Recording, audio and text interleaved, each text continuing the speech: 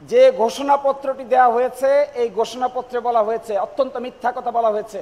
এই মিথ্যা থেকে বাঁচতে হবে, জাতিকেও বাঁচাইতে হবে, সকলকে মিলে বাঁচাইতে হবে। কে শিকিং সেই মিথ্যা কথা? এই স্টেটমেন্টটা বাংলাদেশের রাজনৈতিক ইতিহাসের সবচাইতে বড় মিথ্যা কথা। ইট শুড নট বি যে নির্বাচনের আগেই জুলাই সনদ এবং জুলাই ঘোষণার পরিপূর্ণ বাস্তবায়ন করতে হবে। যদি আপনাদের মাথায় না ধরে, ইন্টেলেকচুয়ালিতে না খোলায়, বুদ্ধি বিবেকে না ধরে, তাহলে বুদ্ধি কোথা থেকে আনতে হয় আমাদের কাছে পাঠান, আমরা আপনাদেরকে বুদ্ধি শিখিয়ে দিচ্ছি। প্রশ্ন এসে দাঁড়িয়েছে যে জুলাই ঘোষণা এবং এই জুলাই সনদ তা কি করে আইনের মর্যাদা পাবে? How to attain the status of legality, how আমাদের এই জুলাই অভ্যুত্থান কি করে আইনের ভাষায় ট্রান্সফর্ম হবে, that is what is the মোট কোয়েশ্চন। আমি এটার অনেক কিছু অংশ পড়ে শোনাবো, বাকিটা ইন্টারপ্রিট করব। 2009 সালে আওয়ামী লীগ রাষ্ট্র ক্ষমতায় অধিষ্ঠিত হয়। ক্ষমতা গ্রহণের পরপরই বিডিআর বিদ্রোহের নামে 57 জন দেশপ্রেমিক সেনা অফিসার সহ 74 জনকে হত্যা করে 16 বছরের শাসনামলে পর্যায়ক্রমে আওয়ামী লীগ রাষ্ট্রের সকল প্রতিষ্ঠানকে অকার্যকর করে তোলে, বিচার বিভাগের স্বাধীনতা হরণ করে, নির্বাচন কমিশনকে একটি আজ্ঞাবহ প্রতিষ্ঠানে পরিণত করে। একই সাথে ক্ষমতা সুসংহত করার জন্য আওয়ামী লীগ রাষ্ট্রের আইন শৃঙ্খলা বাহিনীকে জনগণের মুখোমুখি দাঁড় করায়। এভাবেই বিগত 16 বছর আওয়ামী লীগ বাংলাদেশকে একটি ফ্যাসিবাদী রাষ্ট্রে পরিণত করে। ফ্যাসিবাদী ও বৈষম্যমূলক শাসনের প্রতিবাদে দেশের ছাত্র জনতা সর্বাত্মক আন্দোলন গড়ে তোলে। 2024 সালের 36 জুলাই সার্বজনীন আন্দোলনের মাধ্যমে একটি সফল গণ অভ্যুত্থান হয়।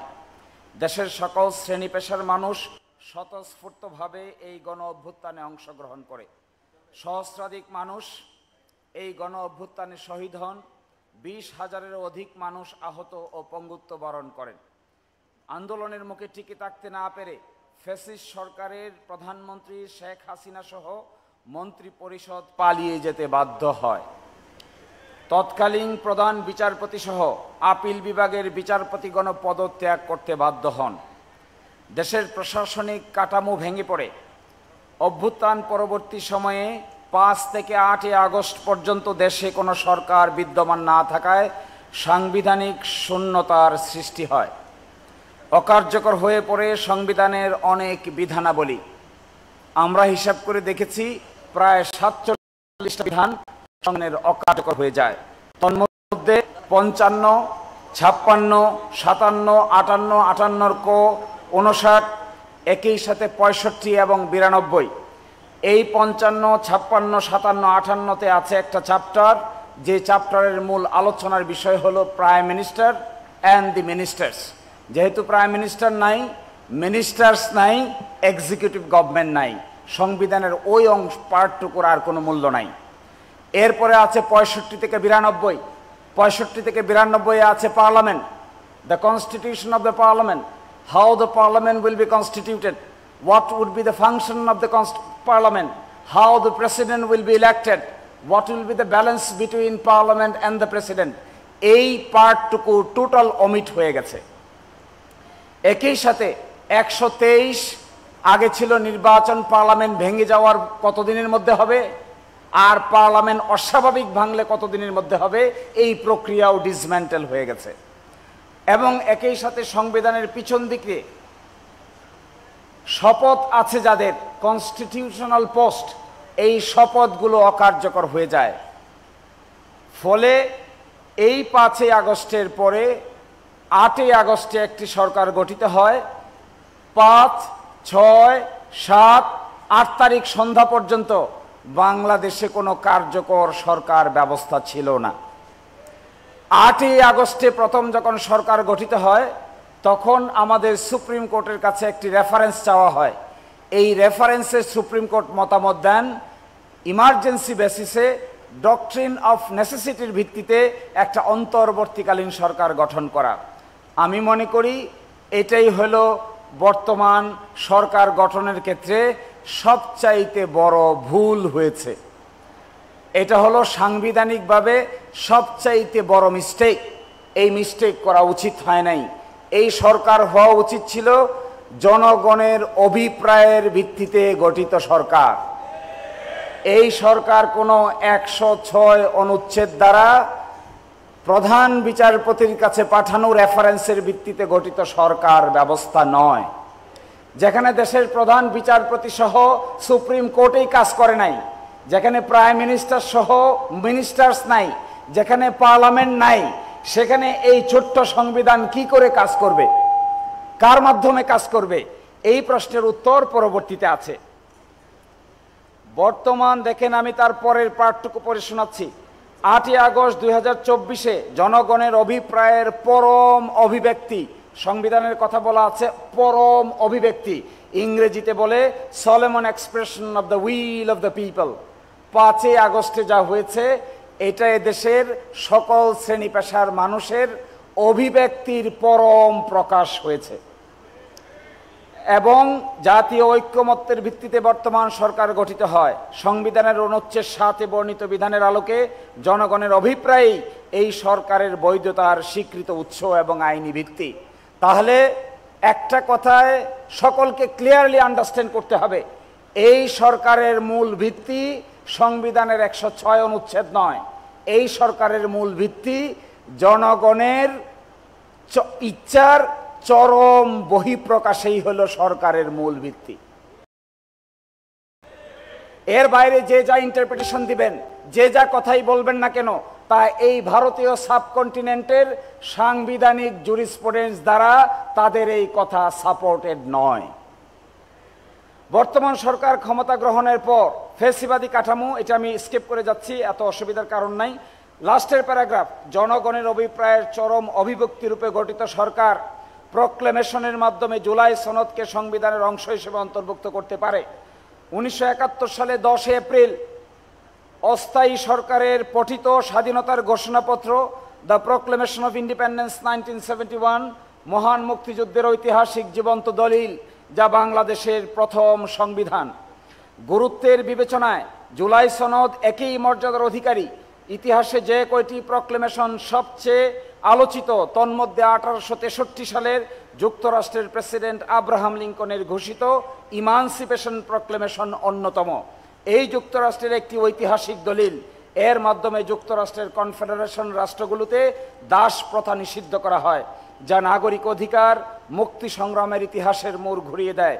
এছাড়াও জুলাই সনদ বাস্তবায়নের আরেকটি কার্যকরী পদ্ধতি হতে পারে গণভোট।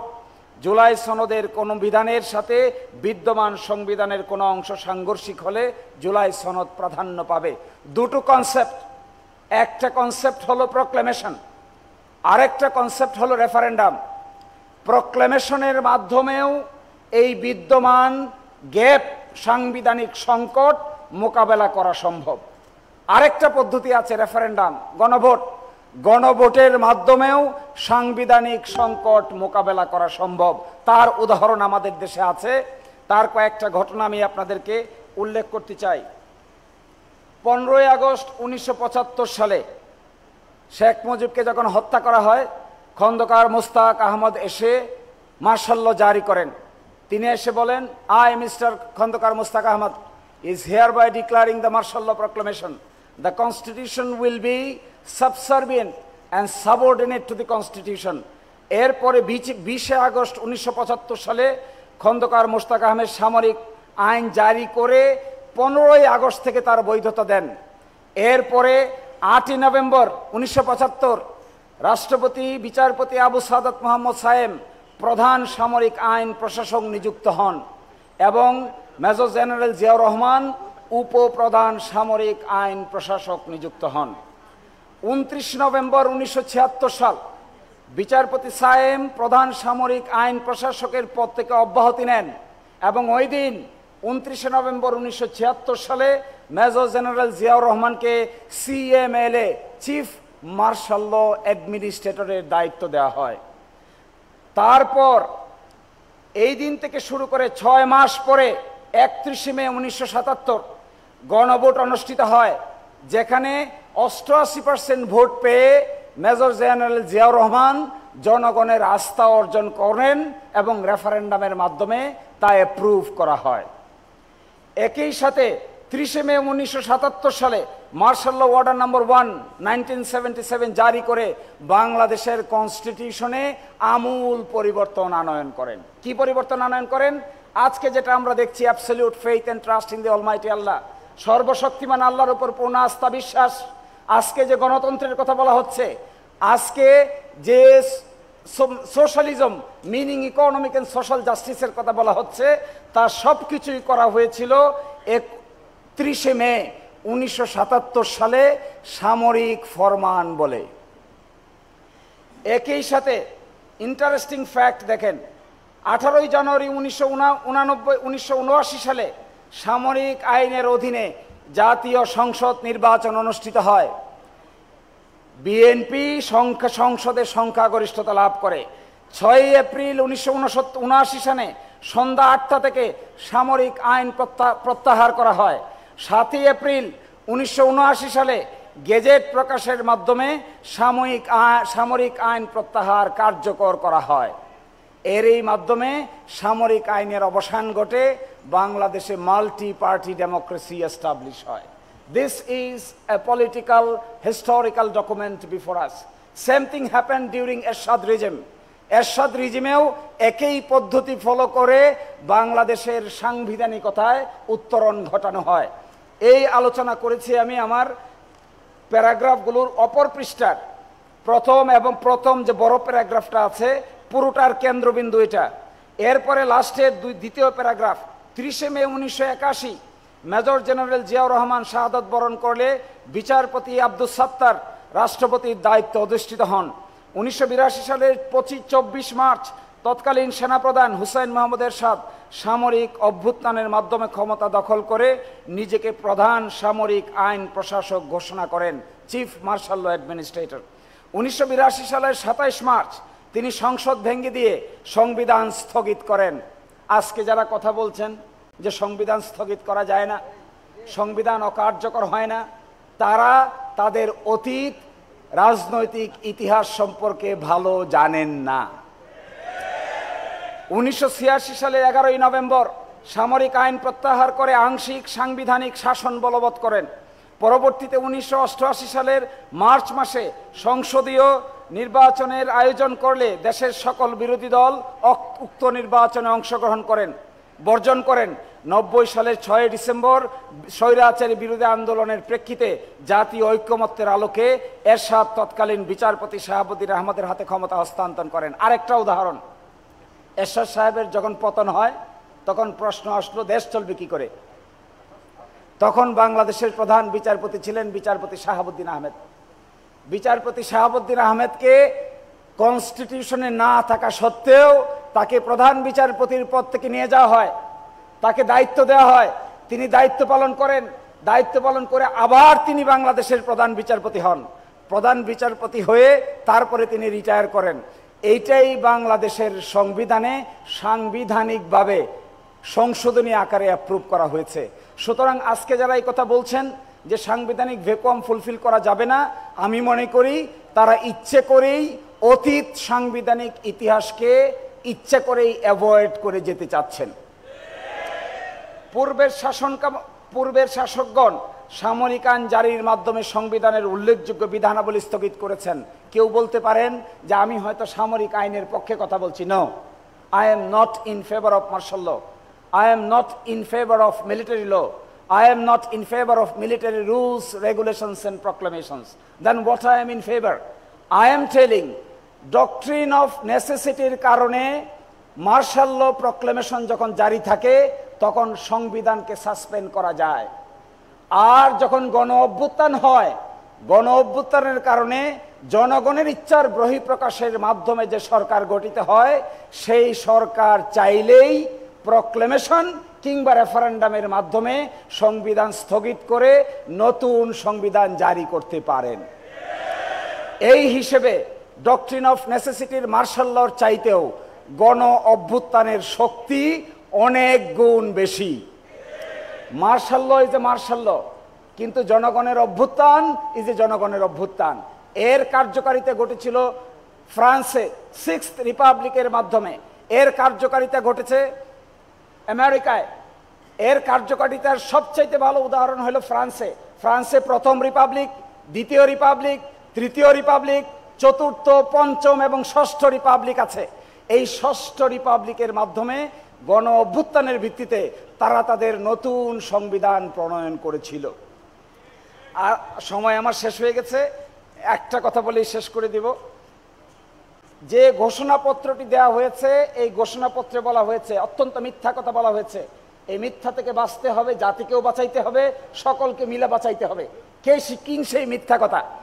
যেহেতু জনগণের দাবি অনুযায়ী এরপর অবৈধ দ্বাদশ জাতীয় সংসদ ভেঙে দেওয়া হয় এবং সংবিধানের 106 অনুচ্ছেদ অনুসারে সুপ্রিম কোর্টের মতামতের আলোকে সাংবিধানিকভাবে ডক্টর মোহাম্মদ ইউনূসের নেতৃত্বে 8 আগস্ট 2024 তারিখে একটি অন্তর্বর্তীকালীন সরকার গঠিত হয়।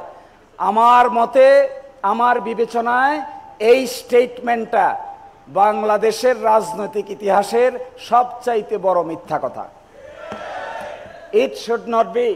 Dr. Mohammad Yunus cannot, there is no concept of interim government in the constitution. Constitution interim government বলতে কিছু নাই, অন্তর্বর্তীকালীন সরকার বলতে কোনো সরকার নাই। কনস্টিটিউশনের মধ্যে ডক্ট্রিন অফ নেসেসিটি যদি অ্যাপ্লাই করতে হয় তাহলে আগে মার্শাল ল জারি করতে হবে। যদি মার্শাল ল জারি না করা হয় তাহলে ডক্ট্রিন অফ নেসেসিটি অ্যাপ্লাই করা যায় না। তাহলে কি অ্যাপ্লাই করতে হবে? অ্যাপ্লাই করতে হবে সার্বভৌম পাওয়ার অফ জনগণ। কিন্তু আমরা 106-এর ভিত্তিতে যা করা হচ্ছে, আমার মতে আমরা এই গণ অভ্যুত্থানের সঙ্গে একটা প্রকাশ্য প্রতারণার আশ্রয় নিয়েছি। লাস্ট কথা, আমরা একটা খসড়া পেয়েছি, জুলাই সনদের খসড়া দেওয়া হয়েছে গতকালকে। এই খসড়াপত্রে অনেক ভালো ভালো কথা বলা আছে, লাস্টে একটা ছোট্ট কথা বলা আছে, এই কথাটা খুবই আপত্তিকর। এটা বলেই শেষ করে দিচ্ছি, যেহেতু সাবজেক্ট ম্যাটারটা এটা। আমরা এই মর্মে একমত যে জুলাই জাতীয় সনদ 2025-এর যে কোনো প্রস্তাব, সুপারিশ অবিলম্বে বাস্তবায়নযোগ্য বলে বিবেচিত হবে। সেগুলো কোনো প্রকার কালক্ষেপণ না করেই পরবর্তী জাতীয় সংসদ নির্বাচনের আগে সরকার ও অন্যান্য সংশ্লিষ্ট কর্তৃপক্ষসমূহ সম্পূর্ণরূপে বাস্তবায়ন করবে। অর্থাৎ এখানে প্রপোজাল দেওয়া হচ্ছে সংসদ নির্বাচনের আগে যতটুকু বাস্তবায়ন ততটুকু করা হবে, আর সংসদ নির্বাচনের পরে বাকি অংশ বাস্তবায়ন করা হবে। আপনারা কি এটার সঙ্গে একমত? No. Revolution is an revolution, biplob is a biplob, abhyutthan is a abhyutthan. অভ্যুত্থান নিজেই constitution. Solomon expression of the will of the power is itself is a constitution.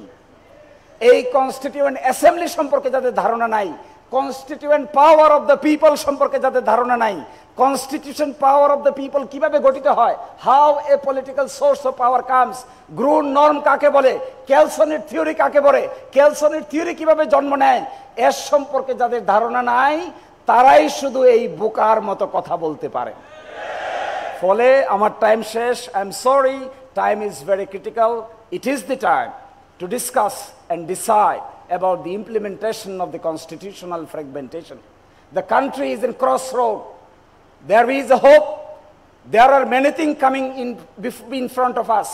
I expect Jamaat Islami যে উদ্যোগ নিয়েছে সকলে মিলে একমত হবে যে নির্বাচনের আগেই জুলাই সনদ এবং জুলাই ঘোষণার পরিপূর্ণ বাস্তবায়ন করতে হবে। এই বাস্তবায়ন করার দুই পদ্ধতি, আমাদেরকে ড্রাফট করতে দেন, আমরা ড্রাফট করে দেই। যদি আপনাদের ক্যাপাসিটি না থাকে, give us, we will give you the draft. যদি আপনাদের মাথায় না ধরে, ইন্টেলেকচুয়ালিতে না খোলায়, বুদ্ধি বিবেকে না ধরে, তাহলে বুদ্ধি কোথা থেকে আনতে হয় আমাদের কাছে পাঠান, আমরা আপনাদেরকে বুদ্ধি শিখিয়ে দিচ্ছি। আসসালামু আলাইকুম।